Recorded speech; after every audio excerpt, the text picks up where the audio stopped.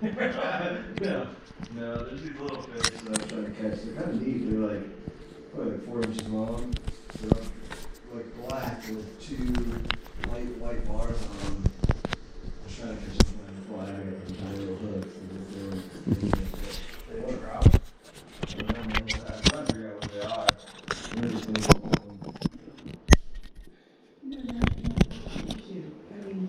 Could be like an amazing thing. Well, I mean, they have those ponds stocked. They should be. Yeah, I think it's pretty expensive to stock them. Yeah. Yeah. I think also the same like $5,000 or something. We have, I'm sorry, the homeowners association, I believe, has funds. And I don't like listening to people say, well, we have to do something with it, or the fire department as well. Yeah. You know, fire department sure would have something, but I think the homeowners ought to have 30 residents, ought to have something as well. Sure. So take that up with Austin. I mean, it's not, I think it would be a vote from everyone if they want to stock ponds. Start stocking the ponds? Well, I don't know what it takes, I'm sure Matt does, but, Yeah, they're there. I'll have to talk to Matt more about it. He knows probably the most amount of history about the ponds and what kind of maintenance they're gonna require. Sure. And I think he was saying it's every 10 to 15 years we're gonna have to dredge it out to actually make some good living space with the ponds. Yeah. Would you say you would have to dredge it to do the hockey thing too?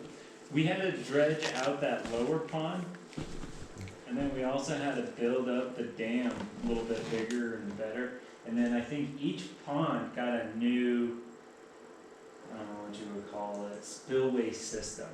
Yeah. So you can change the height of the pond at any moment, and it doesn't erode the backside of the dam. Sure.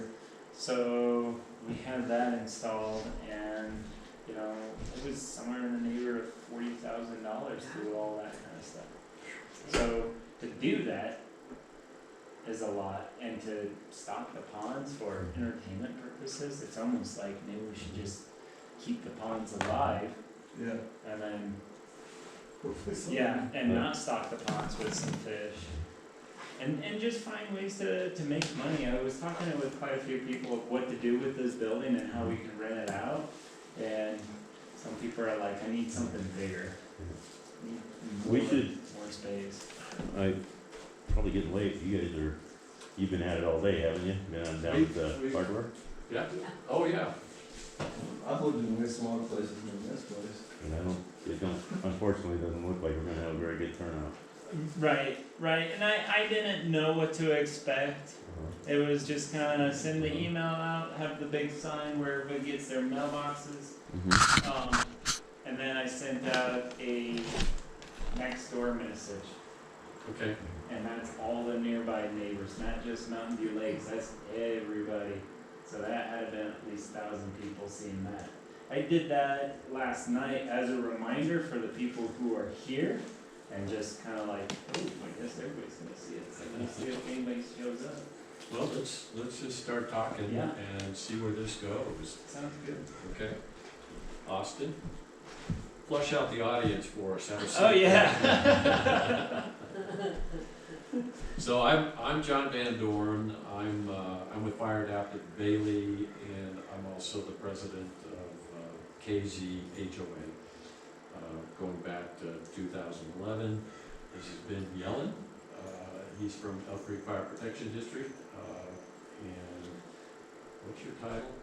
I'm a wildland specialist. And so when he says wildland specialist, every one of us goes, what the hell is that?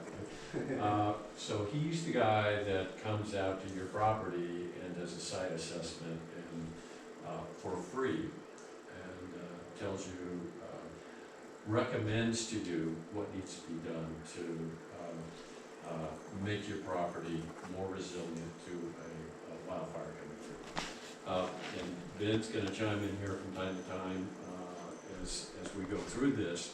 I've met Sparky before. Colleen. Okay. Are you on the board or? No. Okay. And I'm assuming Sparky, Colleen, and Anthony, and Austin are all interested in doing something about wildfire. Yeah. Is that a fair statement? Well, everybody's interested in doing something about wildfire. We all would like to keep our homes. Yes, yeah, and I think there's some special things here in this community that we'll talk about a little bit that make it a higher risk than some or many that I've seen. I'm going to go back. Debbie and I, we moved here. That's my wife, Debbie, in the back. Raise your hand, Debbie. We moved here in 1997 and into a little community, KZ Branch. It's at that's like 6 miles in, Canada Road 43. 105 homes, at least 105 now, but weren't that many when we moved here. And we did not give one thought to wildfire when we moved up here. We moved up into the mountains because we loved being in the forest and it was beautiful, and that's actually a view from our neighborhood. That's what it looks like. That's why we moved. So we didn't move up here because, you know, we thought, you know, the thing that we really wanted to get done was wildfire mitigation to our homes.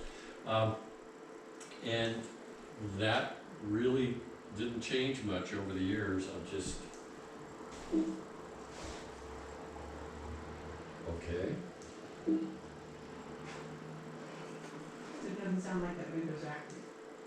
It's gonna get active now. Okay. So that's five years into us living here in the mountains. We had the snaking fire. And our house is about 5 miles on the other side of that smoke column. And we could actually see the flames from our neighbor's home just across the street from us.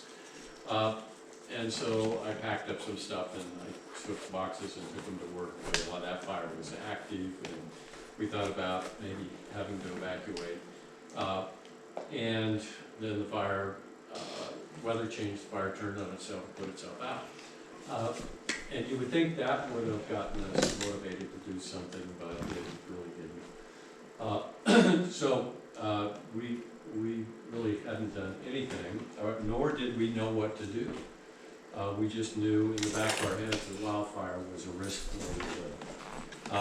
And then about 2011, I retired, and I was ambushed into being the HOA president. I don't know if you were ambushed, Austin. And we're like you. We're a voluntary HOA. We don't pay dues. There's no rules. There's no CC&Rs. So my first thought as HOA president was, what's the point? We didn't have ponds to take care of even. And so I called around to other HOA presidents in the area. And I finally talked to one that was doing something that made sense. He says, we're limbing and chipping to tamp down the wildfire risk. So they were just limbing up trees, getting the limbs off the ground, which is kind of the very first easy step that you can do. Because if the fire rolls through, the ground fire rolls through, it's not in the crowns of the trees. If the limbs are off the ground, there's a good chance, especially in that forest we live in, that those trees are not going to torch up. So they started doing that. I sent out an email to our residents and said, okay, who would be interested in doing something? And we had a meeting much like this. And I had this other HOA president in the room, and he talked about what they were doing, and they also mentioned that we might be able to get a Colorado State Forest Service grant to help with the work. So we got about a dozen homeowners that said, yeah, I'd like to do something. And like the people in this room now that would say, I would like to do something. And if you're like me at that point in time, one of the problems was, I don't know what to do. I know I probably need to cut down some trees, but which ones had no idea. How many? No idea. And so we went out and we got a Colorado State Forest Service grant. And it was a forest restoration grant. time, I didn't really know what that meant. And a $15,000 grant, which really helped because you generate mountains of slash limbs. And the problem is how do I get rid of that stuff? Let's see if my button works this time. Yes. So here we are. We've got the forest restoration grant, and what I started doing was walking around with the Colorado State Forester. He's come out and he had a paint gun, and we had the dozen homes that were interested in doing something, and those properties range from a half acre to 9 acres. And we walk those properties and we paint trees. And what we're doing two things. So, and we did the whole property. We didn't just do an area around the home. Defensible space, we went all the way to the property line, including the 9-acre property, which became like a logging operation at one point. And so lesson number one for me, and doing that work with that forester is we don't live in a pristine forest. Ben can get into this in even greater detail than I can, but back in 1910, we had this huge fire in America, and we established this policy as a nation to suppress every forest fire. Actually, to attempt to get it out by 10 o'clock the next morning. And we got really, really good at it. So 100 years of fire suppression. We took fire out of the ecosystem. My great-grandfather, your great-grandfathers, lived in a forest that was shaped by frequent low-intensity fires. And these trees that we live around were adapted to that. They were adapted to fire. And we took fire out of the ecosystem. And so what we got was this growth of trees that were extremely close together and crowded. And that's what we live in now. We don't live in a healthy forest. And so we talk about mitigation. I like to say what we're really doing is forest restoration. Just to give you some idea, Valley area, which is just over the border from you guys, 42,000 acres of private land. And I estimate that we have about 10 million extra trees in that 42,000 acres that were not there when my great-grandfather was alive, back at the late 1800s. So that's where we're living. So we're living in this thick, dense forest that's gotten out of ecological balance. So what did we do to begin to get after that? Went around with the forester, we painted a lot of trees. We did something we didn't know at the time. Saws and Swaths is a program in Boulder where a bunch of volunteers get together and cut down trees and cut off the limbs and buck the trees into firewood, and then they have a party, basically. That's what the Swaths is about, a potluck. So that's what we did. So this is what it looks like for us. This was this property. We worked 2 days on this property and took out about 80 to 90 trees. It's a 6-acre property. One thing it did that I didn't expect, that I didn't see coming, is it brought the community together. So we've got all these people that have been living in this small 100-home community for 10, 15, 20 years that had never talked to one another, and suddenly they're dragging slash side by side. So we used to have HOA meetings. We only had one a year, and we'd have 5 or 6 people, and then we'd have 40 or 50 people show up to our HOA meetings, and people began to know each other that didn't know each other before.